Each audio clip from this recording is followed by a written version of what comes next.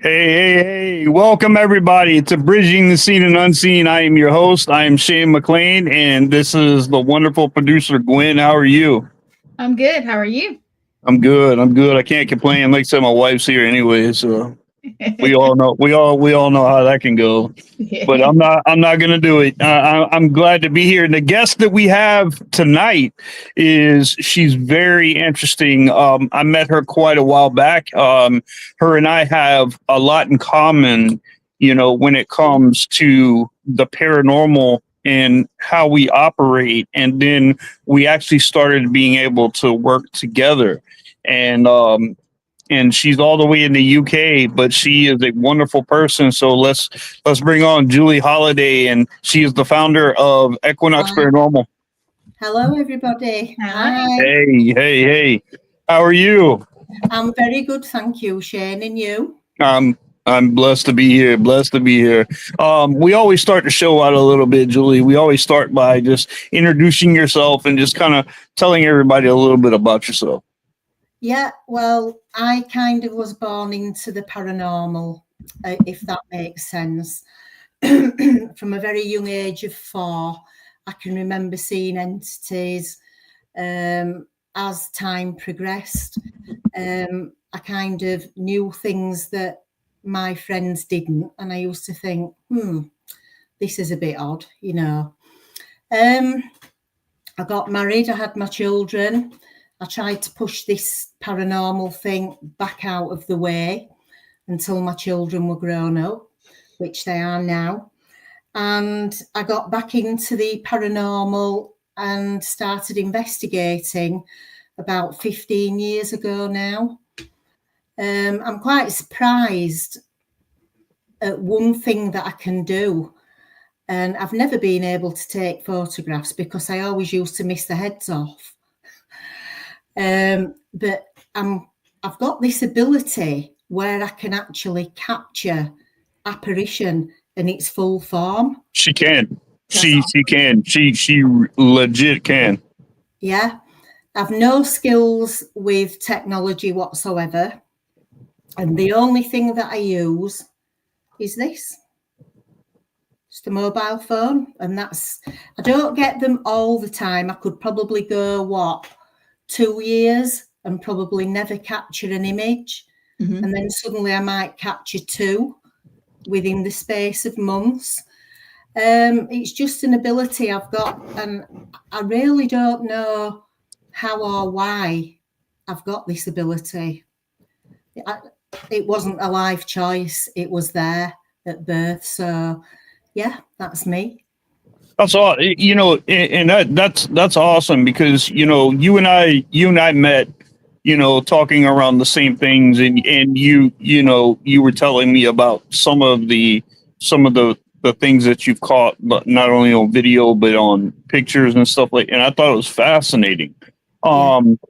But you said that you tried to push things back when your kids were growing up. So your kids were never exposed to paranormal? No, never. No. Never, not one time. Are they exposed to it now, or do they have? No. I think they've got a fear of it, and I don't try and push the paranormal onto anybody, because how I see it is, not everybody wants you to do that. Not everybody believes in the paranormal. Right. And the thing is, when something happens or when people see something, then they will want to talk to you about it, which is understandable. And my sister was saying just tonight, the thing is, until I see it for myself, then I will believe it. And that's absolutely fine. I've no problem with anybody who's either skeptical and who doesn't believe. You know, it's just fine. Yeah. I know a lot of people, they close their minds off. They close off the things, you know, because they look at the paranormal sometimes like, oh, that's a superstitious kind of thing. Yes, You they know, do. and I do believe that you can close yourself off. And I mean, if you don't believe it and you don't believe that it's there, then it's going to be a lot harder for you to see even little stuff if it's around. Yeah. And I've seen that with a lot of people. And it's like my mom told me, she was like, I just want to see something like clear as day. And I'm like, Mom, believe it or not, you've probably had stuff happen around you your whole life, and you just not notice it because you closed your mind off to it, and it's just not something that you were like, oh, that's definitely paranormal right there. Absolutely, and I totally agree with you on that. And not everybody has to believe it. Nope, you know, they don't. No, for those of us that work in it and experience things in this field, that's what we're there to do. Yeah. And for me, it doesn't matter to me whether you believe it or you don't. It is what it is, and that's fine, you know. It is.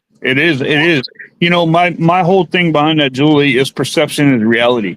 You know, what my perception is my reality, and there's no way that someone can alter or change your reality, because that is the perception. That's how you perceive what's going on. And it's like, that's the same way I feel about when people share evidence and stuff like that.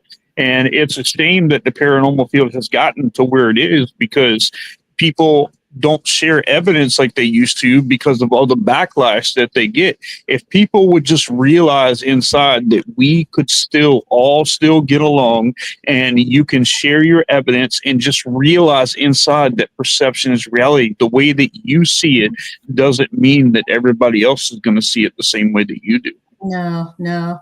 I mean, I caught a certain photograph in a house in West Yorkshire. It wasn't occupied, but the owners allowed us to go in because they'd had some previous poltergeist activity.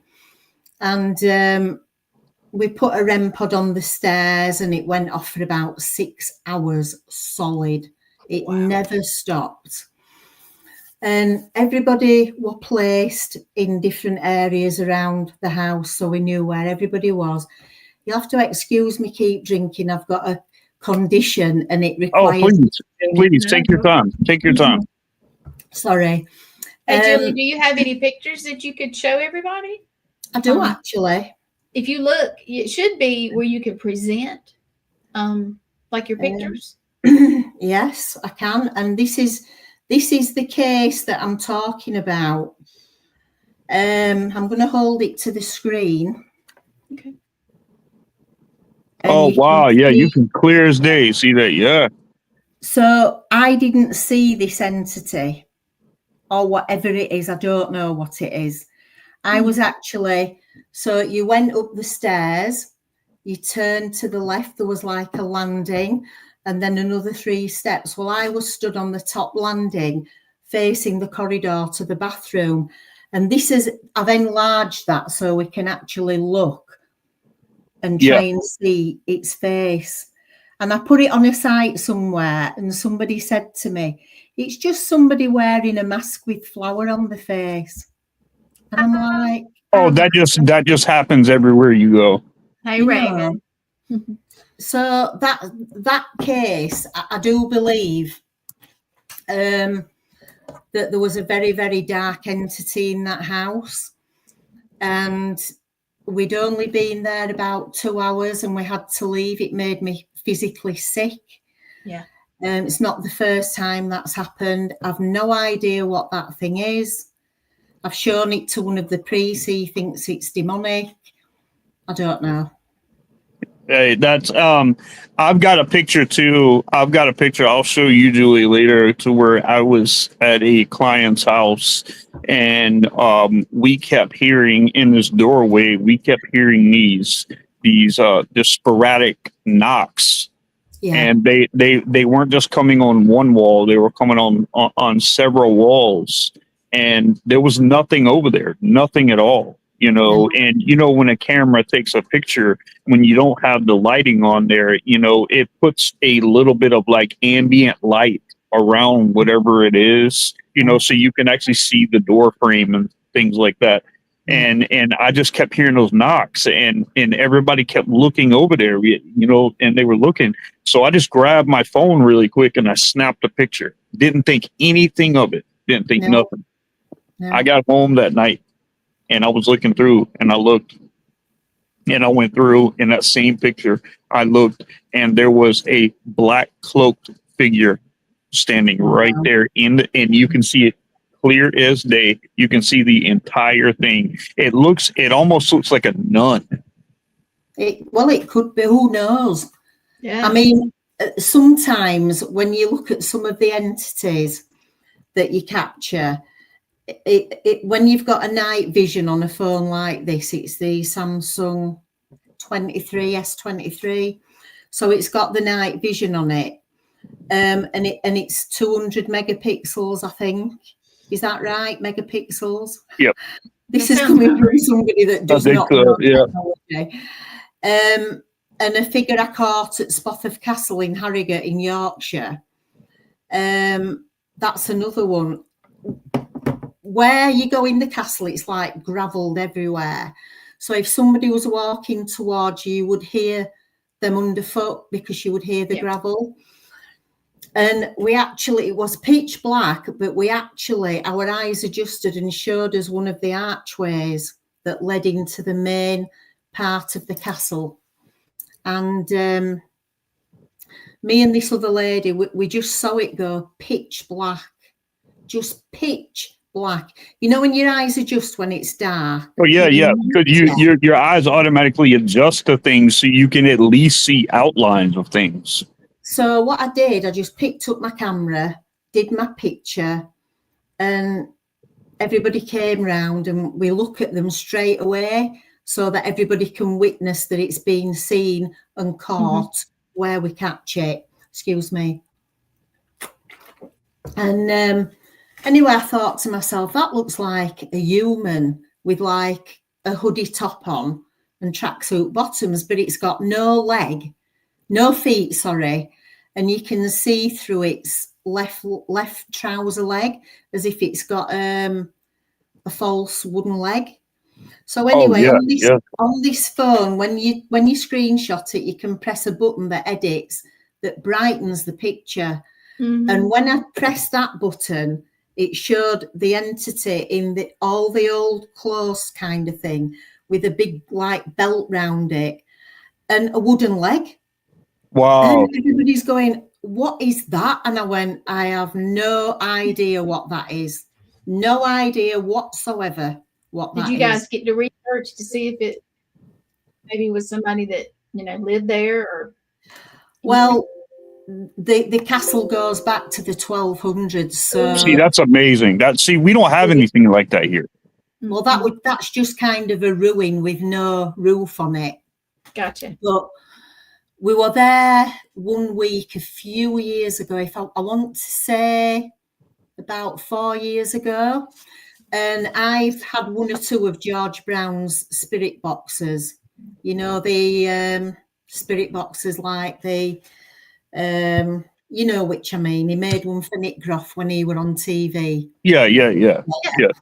I've had one or two of those, and I were faffing around trying to get this thing tuned in at the castle. And all of a sudden, there was just me and 4 males in the team. And I could hear them going, oh, my God. And I looked round and I'm saying, what? And they went, you've missed it. I said, what have I missed? And they said, the archways where the windows were, they said that all the stained glass appeared for 2 seconds and then went. And 4 of them saw it except me. Oh, So I'm like, no, you've not. You can't have. So they saw it in the original form. Yeah. That's Wow. what they're telling me, 4 of them. And the guys, why would 4 guys tell me that? Yeah. You know? And see the same thing. Yeah. I that's wild. That's wild. Now you speaking, can you tell us a little bit about your paranormal team? Talk about Equinox a little bit. Equinox, I've got 2 people in there that I used to go to school with. I don't know, we've got back together, but we have. And the ones that are in the team now, they've been with me between 8 and 10 years. I've tried to teach them about things, and now I've got Kath, who's joined the order with me, and Shane. She's actually capturing these entities on camera now. And I did say to her, within 6 months of being with me, you will capture something on your camera. And she did, slowly but surely. Dave used to be my clairvoyant, and he passed away 4 years ago. He was I'm sorry. Very good clairvoyant. But it was interesting with Dave, because when I took pictures of Dave, it wasn't Dave. His face changed into somebody else's face. And I know for you guys watching, you're going to think this woman's crazy. No. Most of us know. We know. And I have a folder with all the photographs of David in his transfiguration state, and 2 of them were of my father. One when my father was young, and then another one when he got older, and Dave transfigured into them and other people. And it's just like, how? How is this happening? Did you have a kind of relationship with Dave that was different than everybody else? We worked very closely, and we were very, very good at what we did. And everybody on Equinox who knew Dave, absolutely, all these years on, it's like, we miss Dave so much. He was so funny, blah, blah. And we worked together really, really well. Really well. And I just got a phone call one day saying he'd been found passed away in his bed that day. And we miss him. We still miss him loads, But things move on. And I do believe that he's with us. And I'll say this to you. The same castle that I'm talking about. So one evening we were there, and I was taking a picture of Richard and my other investigator, Kim. And earlier that evening, I'd said to them, I believe Dave may be with us today. I took this picture. So, as I say, we all look at it straight after we do it. And there were a figure stood at the side of me with a black peak cap on, baseball cap like yours, Shane. He had a black top on, which our team jackets were black with writing on the back. He had that on, and you could see his blue jeans. And I went, guys, just look at this. And they just went, it's Dave. I said, I know. And I even caught him in somebody's mirror in an investigation in the woman's bedroom with a dog. And it's as clear as anything, honestly. So he stays around you guys. Yeah, He's helping you.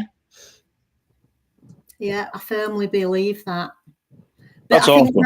It is. I think now my path's changing a little bit. I'm actually going to where I needed to be. And I think I've had to experience everything I've gone through within the paranormal field to actually get where I know that I need to be. And Shane knows what I'm talking about. Absolutely. Yeah, we'll talk about that in just a little while too. Now, with the gifts that you had when you were growing up, now did you have any kind of like discernment abilities, like psychic wise? Did you have premonitions? Like, how did that go as a child? it was quite scary because I used to think to myself, I'm very different to everybody else. My parents didn't believe in ghosts, although my dad used to scare me and say, when you go up the stairs, and I'm like, no, shut up, Dad, and I'd be running up the stairs. It's quite a scary place to be when, you know, it's not spoken about and you've got this thing going on and there's nobody to tell and you're a child. It's hard.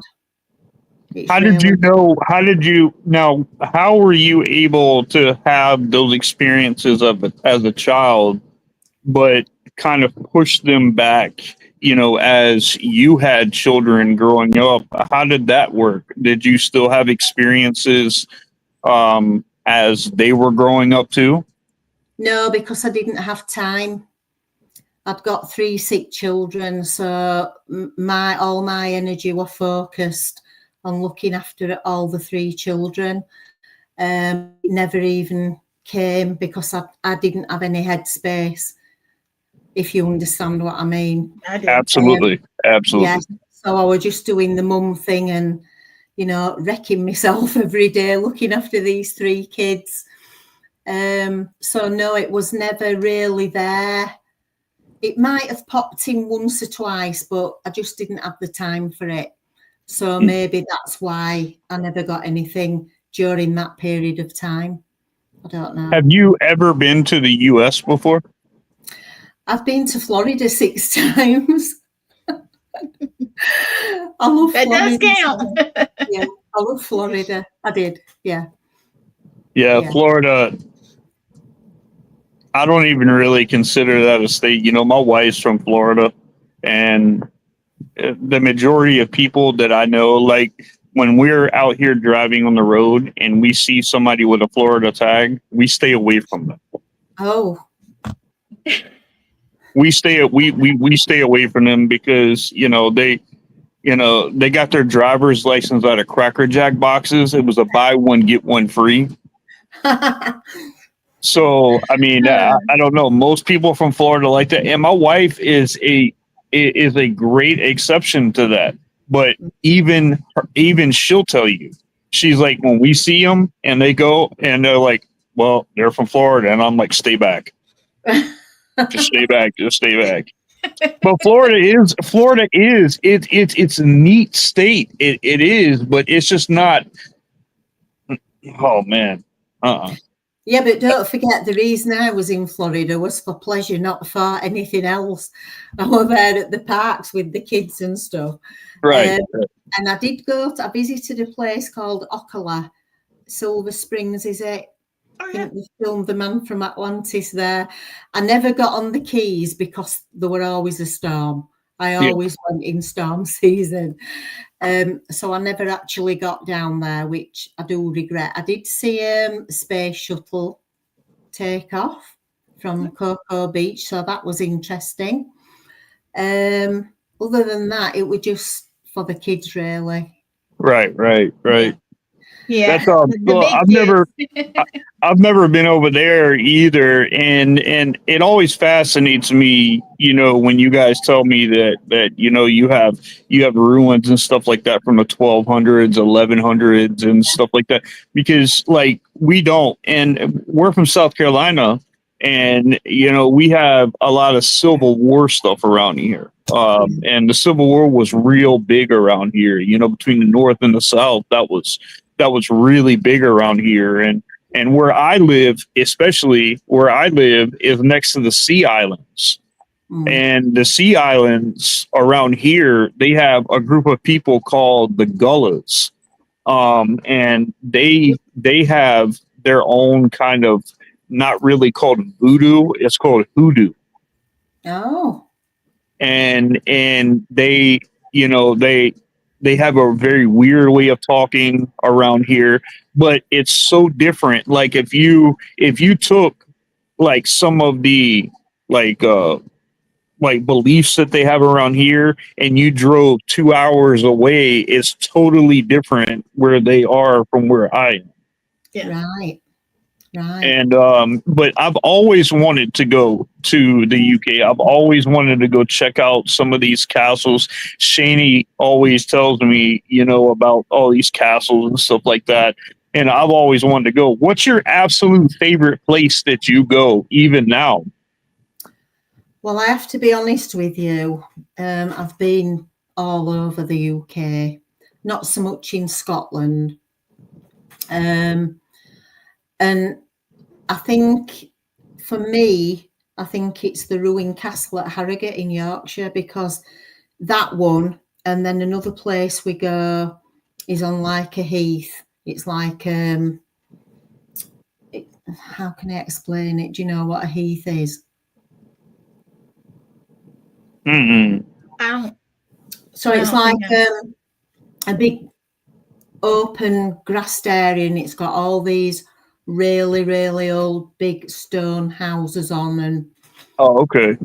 And near there's a church called St. Peter's, and it has a graveyard in it, but then across the road there is another graveyard, and we had a very, very strange experience there a few Tell months. us about it.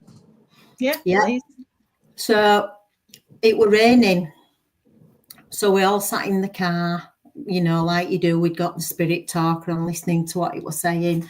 We've had amazing results there. We've even had the entities using the sensors at the front and the back of the car for yes and no. Oh, wow. Yeah. And when I said to the entity, could you please set off the left one? The left one would go off. Could you now please set the right one? Blah, blah. Back ones. And they did it. And I have it on video somewhere. That's awesome. So this particular night, I'm sat there and I was gazing at across the road at the gate, which leads down to the church. And I swear to God, this black thing came up from the middle of the road. It was just like a black mass. There was no shape to it. Just came up in the middle of the road, and it just floated across to the graveyard. And I just said, can somebody please tell me, have you just seen what I've just seen? So Kath said to me, who was sat in the back, I just saw it as well. I said, what did you see? She said, I've just seen a big black thing come out of the middle of the road like a mass, and it's just floated across. And I'm like, oh, thank God I'm not going mad, you know. So that later that night, the rain stopped. And I have another excellent photograph that I didn't take, but it might take me a while to find it on there. And in between two of our cars that were there, Kath was just doing the photographs like I've taught her to do. You don't have to summon, take your pictures. They're there already. They don't need you shouting at them all the time, and you don't know what you're summoning. Right. So she was just doing the pictures. And she went, I've caught something. And I said, right, bring it over, let me see. And in between the cars, there's this jet black, solid shape that's quite tall. And it looked as if it was quite hairy on its head there. Anyway, I pressed the edit button on my phone because I got her to send me it, because her phone isn't like mine. And we lightened it and it wouldn't lighten. It was like solid black. So then we were thinking, I wonder if this is the entity that rose up from the road and went across, and it's now round us. So we were all we were quite shocked, to be honest with you, because I don't think I've ever caught anything that's been a solid black like what that is. And I think she was a little bit, whoa, you know. I said, it's fine. You didn't summon it. You didn't ask for it. It was just there when you clicked your camera. Right. Now you guys said that when you put on your phone, you tried to lighten it, you know, with color and stuff like that. Have you guys ever thought about maybe checking that photo in black and white? It does it in black and white. It does it in like a dynamic, a cool, and something else. So it's got about 3 or 4 things, and you press each one and it shows you it in a different colour. But this wouldn't change colour. This was definitely not changing colour, which to me indicated something non-human. Yeah. In my experience. I'm not an expert on anything in this field. Nobody is. I can only tell people and show people what we capture. It's up to them then, whatever they think of it. You know what I mean? But I will never put anything on my group unless it's clear for everybody to see. Because otherwise you've got, well, it doesn't really look clear and it's pareidolia and it's this and it's this. And I get it. I really do get it. But mine, they've got to be right or they don't go on. It's a simple. Right.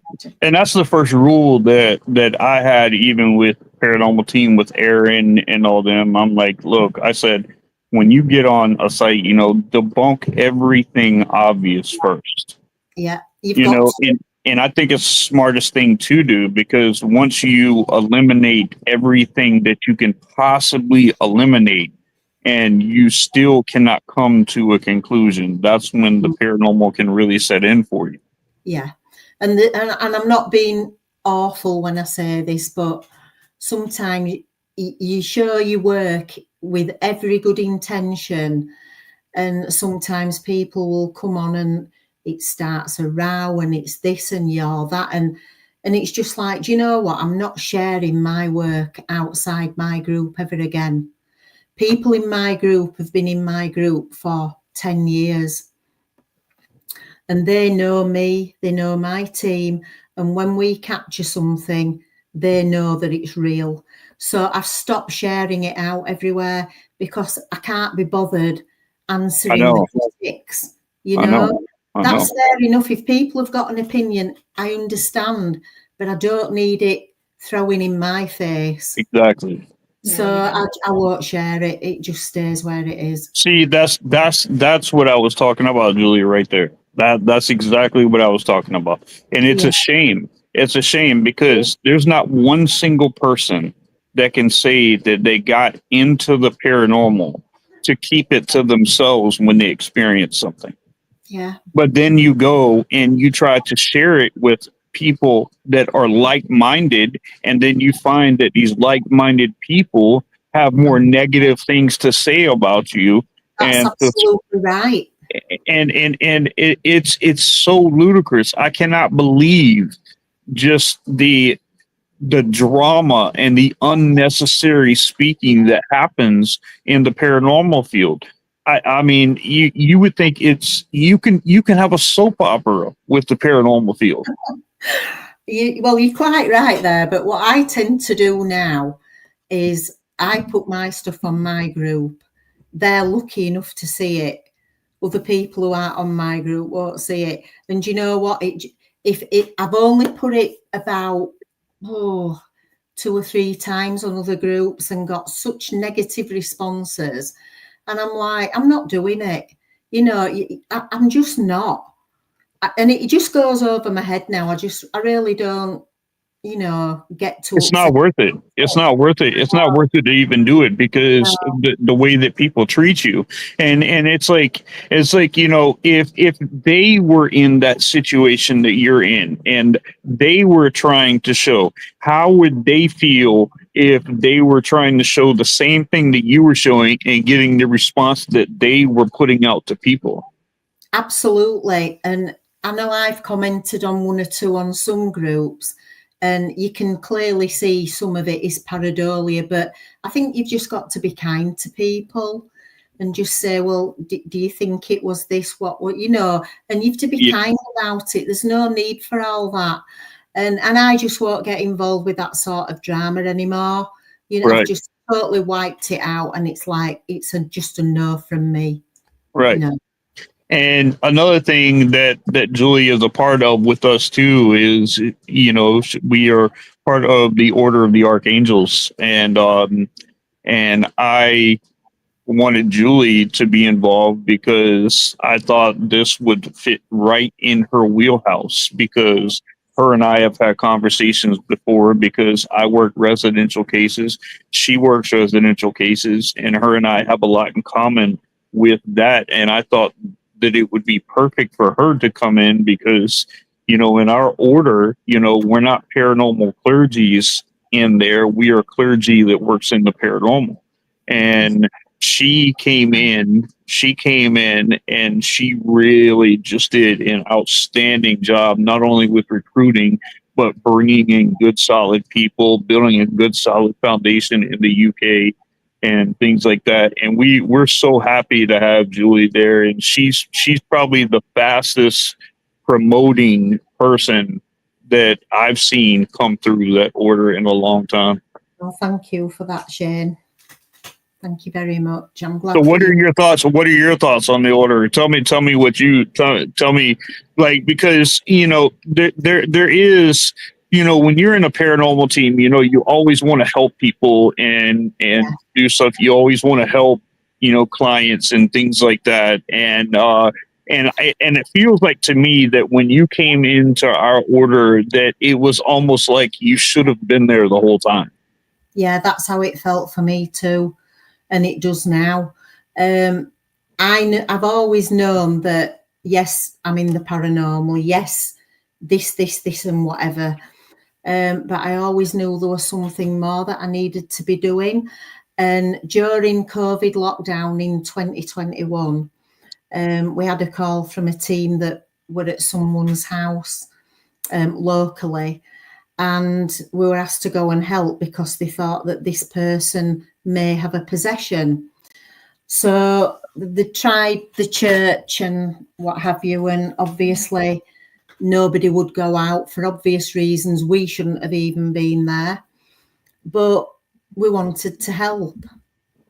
So it turned out that I assisted a person in an exorcism, which was successful.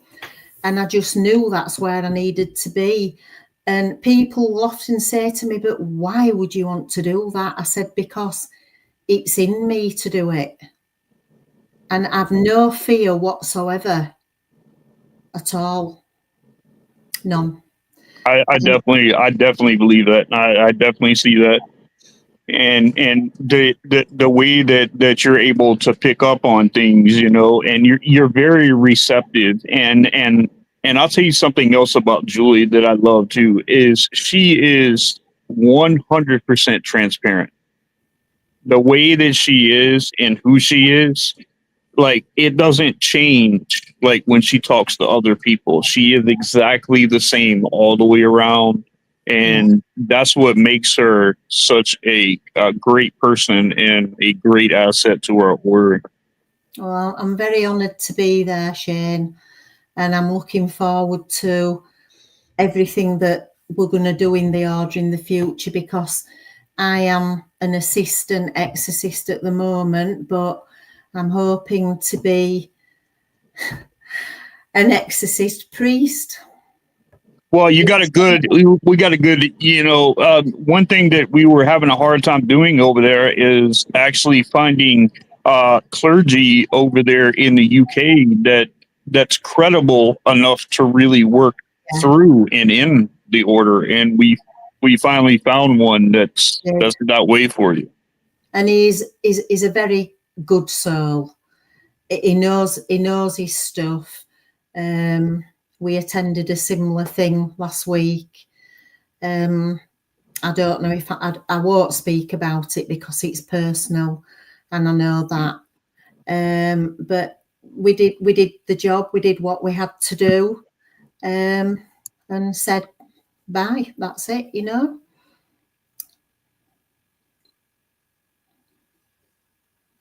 Did we lose him? We've lost him. He'll come back. It's probably just a signal. Is that him again? There he is. There he is. Is he? Well, I don't know what happened. It came up and it said something went wrong and the whole screen blanked out. Oh dear. It could have been your signal for just a minute. Kind of so crazy. gremlin. So yeah, it could be. So yeah, hoping to progress, hoping to help a lot more people. That's my intention. I've always done it. I've always been there to help others. You know, I've raised money for homeless people. I raised money to get Dave a place of his own because he was living in like a room with a load of other people. So we got him a flat, we got him furniture. I raised £1,000 to send somebody to see his granddaughter in Australia who had neuroblastoma stage 4, and she was only 18 months old at the time, and she survived. And at the same time as that, my granddaughter, she had leukemia, and she was 18 months old, and she survived. So both children are about, what are they now, 9? So they're doing really well. So yeah, I do a lot of good in the community where I can. Yeah. But I just love cases. You're going to think I'm a bit of a horror geek, but for me, I actually enjoy the cases where I have to really get stuck in and, you know, you're coming out, demon, come on, let's have you. You're not staying in there, out you go. I actually like it. And I don't know if you think I'm a weirdo or what. I'm the exact same way. I'm the exact. They don't like when I show up either. And it does seem like when I get to a place like that and they are having issues, like my dialysis center, like you can feel like as soon as I walked in, like you could feel the energy shift. I mean, it was. They do not like me like that either. No. Well, I don't think they like me either, but do you know what? I'm never going to stop, so it doesn't matter, does it? No. No, it's not. And that's the thing. Now with your team and everything, now, like there's some people even on our order, and I'm sure you can tell this already, that not everybody is going to be built to do, you know, even being in the order, it's great that they're a part of us, but you could just tell they are not the kind of people that would run to a situation. They would see who else is going to the situation and see if they can go to it too.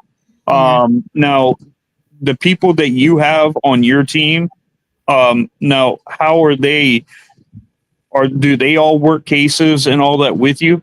Yeah, we had a case in a place called Grimsby in East Yorkshire a few years ago. And there were a little girl, and she was saying that she'd seen a witch in a bedroom, a 4-year-old.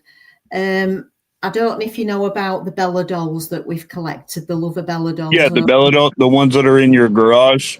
Yeah, so I've got about 6 of those. They've all come from cases where they've experienced hauntings. These dolls are robotic. They blink, they talk, they move their arms. And I think they've got about 200 words in the word bank. And it's all supposed to be related to helping children speak. So if the child says something, the doll will pick up on a word from its bank and say the word. So we took the doll away. That was the second doll we took away. And we blessed the house. We got the entity out. But the father, who lived across the road, he was there when we did the blessing. So when we opened the door and the entity went out, so to speak, because that's how we did it, about a month later, we got a call from the father across the road. We're having problems in the house now. So we did the same thing in the house. We blessed the house. But what I did, I sent 2 investigators back across the road where we'd originally been. And I said, we want you to go in, close the door, make sure that you lock it and sit on the stairs. So they did. So when we were clearing this house and we got to the end of the clearing, there was no wind, no adverse weather situation. And it was Carthus in the order and one of my investigators, Peter, who's now not with us. But anyway, they were both sat behind the door. And when we got the spirit to go, the door across the road was rattling and banging. Proper, really banging and rattling. And they didn't know what to do, so they rang over to me. I said, it's fine, just stay there while I tell you we've finished, and then you can come back over. So I found that a really interesting case, that he'd been in one home, gone over with the father into that house, and then they had the same thing. And then when we tried kicking it out of there, it were rattling the door to get back in over the road. Back in where it came. Yeah, okay. I got you. Now, Yeah. with these Belladol, how many did you say that you had? I've got 6 of them. Did they all come from the same place? No. All the Belladolls came from a different place.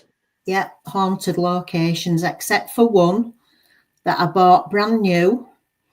And I opened the case, and this proved a point that you said to me last week, don't keep them all together.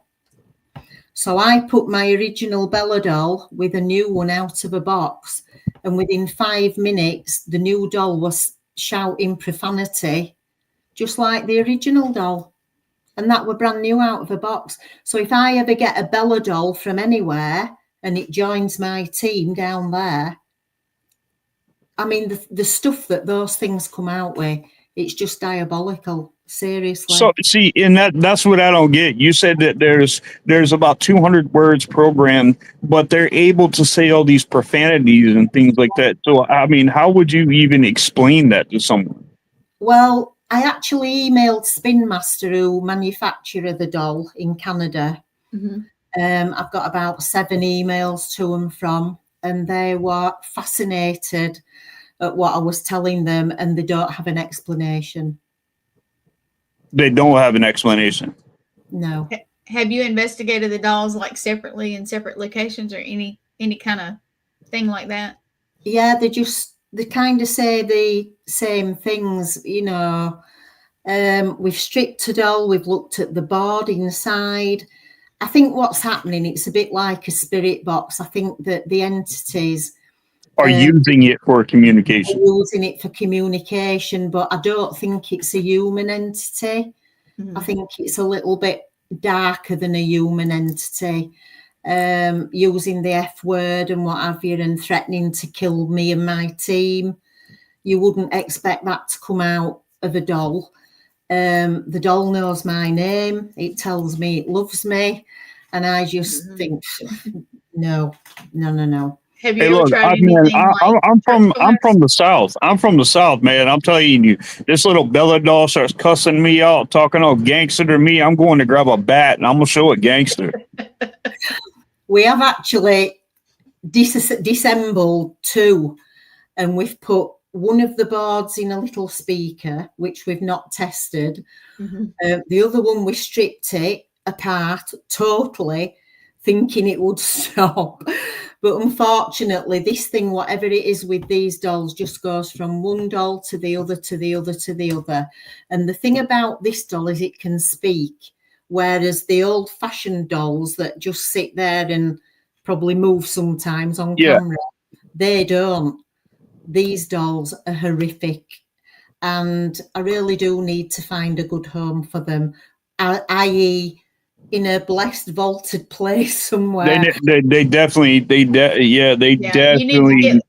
I have some ideas if you'll get with me after the show. Oh yes, please. Mm-hmm. So, like I said, you like, and you definitely need some blessed salt. You know, when because they need to be completely separate from each other, because they can bounce off each other. And I mean, and I don't. I don't like haunted items like that. I don't understand people that collect them. I know a lot of people that do. I have a couple friends that have them that say that they have a couple of them that have demons, and I'm like, well, why would you want that? You know, and even worse, they keep these dolls in their bedroom. No. Like, you tell me that this doll has a demon in it, and you're saying, night, night, Mr. Demon. And I'm like, what? No. That's why you No. investigate. Have you ever tried church glass? Have it sit on a piece of church glass? Anything I like haven't. that? No. The thing is, when these people were telling us about the hauntings in the homes, and then these dolls appeared, we kind of said, well, would you like us to take it and observe if there's anything with the doll? That is why we got the dolls, because, you know, I didn't just go out and buy them and want something nasty like that coming through them. These were, it was my intention, and I like the word intent because it's to the point. My intention was to see what was with these dolls and probably what is causing this. And that is all my intention was. What came out of these dolls was actually something else. I've never experienced it before. We don't use them anymore now that, you know, they're all laid to rest, or they will be, hopefully. They need to be bound. They need to be bound. They seriously need to be glassed up. They need to be bound. I know. So yeah, I need them away. I need them. I know somebody who might. I'll have to ask them, but get in touch with me after the show. No, Gwen, be careful with these things now, because no, not me. I just, you know, we know people who deal with that. Yeah. Now with these, Julie, now we're the people that you got these from, people, what were the experiences they were having? They were just seeing the tall black figures with no features in their house. In the houses, 4 children in the first house we got the first doll from. They saw this, it was just a shape of a man with a hat on, and that's what they told the parents.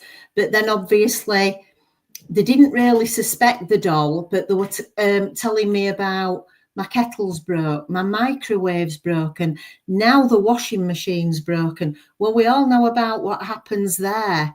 Yeah. So I would a bit, and the woman said to me, please, can you take it away? The child had only had it for 5 months. I said, well, I can do, and I'll have a look at it, you know, see what, you know. And a month later, we gets to Grimsby, and there were another one in this little girl's bedroom, and she'd put a little sticker on its arm with a cross on, and she was only 4. And she'd seen the same thing, but it was a witch. She described it as a witch. Can you take the doll away? So there I am, 2 dolls from 2 haunted homes. And then we took it to an old RAF air base just to leave it sat there and let it just talk away. Anyway, we're just waffling on and babbling baby talk. And then David, who passed my clairvoyant, he said, right then, I'm going to come and switch you off now. Don't know why he was talking to this doll, but he did. And it said, what did it say? It said, F off, dickhead. Oh, and I'm like, did you? And it's a good job I had it on recording because I've got it. Yeah. And that was the very first words that it said to my team. F off, dickhead. That's crazy. Those words are not programmed inside that, obviously. Now I'm wondering, like, could it possibly pick up on things that other people have said? I suppose it's a possibility, and who knows in this field. I think when you're involved in this field, you've actually got to sometimes be accepting of things that we're never ever going to get to the bottom of, and I think we're only scratching the surface of the paranormal field. I think so too. So too. Like Gwen was just with a group of people, and they actually have a show called Travelers, the Travelers or whatever, and the experiments and stuff that they do on amazing. There, I mean, that's on a whole nother level. I mean, that's like even beyond paranormal. We're talking like interdimensional realities. Wow.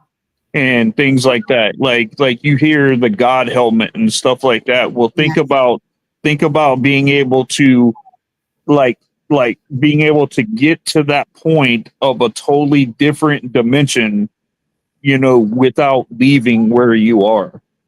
It's amazing, absolutely amazing. And, I know I've spoken to, I'm not sure if you guys have heard of Mary Rodwell.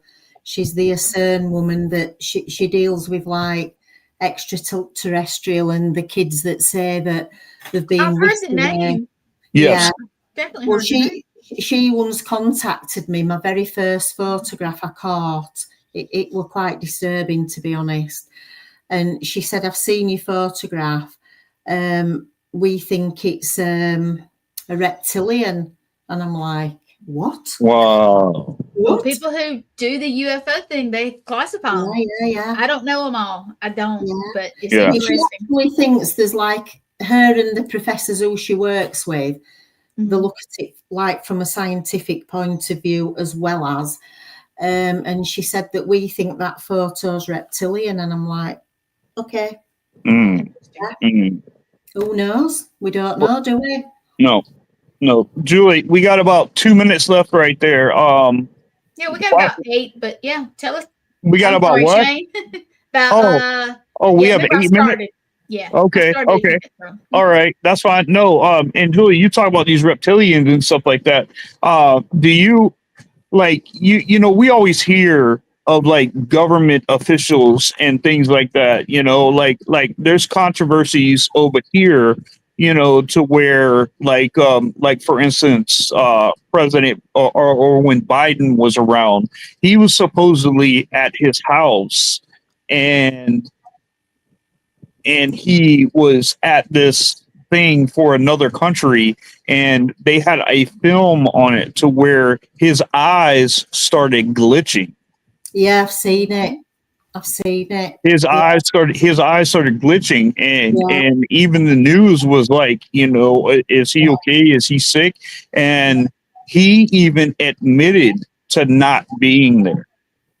Wow. He admitted to not being there. So I mean, there's no telling, what's going on, with some of these. If you guys want to read an interesting book, it's called Behold a Pale White Horse. And this guy was a naval intelligence briefing officer, and he wrote this book. He said, because he wanted to protect the sanity of all humankind. Yeah. And he put government, he put files from the government, things about JFK, UFOs, Area 51. I mean, all kind of stuff like that. Now, he published the book, and 10 days after he published the book, he was found dead in his hotel room. Oh my goodness. But he was smart about it. Let me tell you what he did. He gave the rights to his book to anyone in his family that carried his name. Wow. So they can keep producing that book over and over. Excellent. Yeah. So you can actually go and see it. I mean, and it's got a weird cover. It looks like something like off a bad acid trip, on the front of it. But this guy is a genius, and he really tells about the JFK assassination, that where people think it came from, it was actually came from across the street. And he actually put a file with the woman that was there, that the bullet went right past her head that killed JFK. Like the government kept all that under wraps, like kept her silent, kept everything silent. So I definitely believe that we have things like that in this world. And to hear that someone says from CERN, I mean, that's one of the biggest portals. CERN's got one of the biggest portals in the entire world. Yeah. We were talking about them today. Well, I'm going to interrupt for a minute. Julie, tell us how to get in touch with you. Tell everybody out there, your groups. Tell them how to get you guys. So I have Equinox Paranormal Research UK, but the main group says that title, but we have West Yorkshire underneath it. Okay. So if anybody would like to join and have a look at some of our work, you're more than welcome to join us.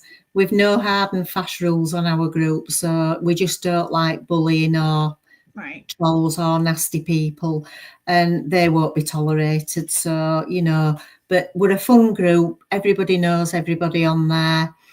And if you're thinking of joining the order, if anybody from the UK is watching, I'm the person you need to contact. Thank you. She is.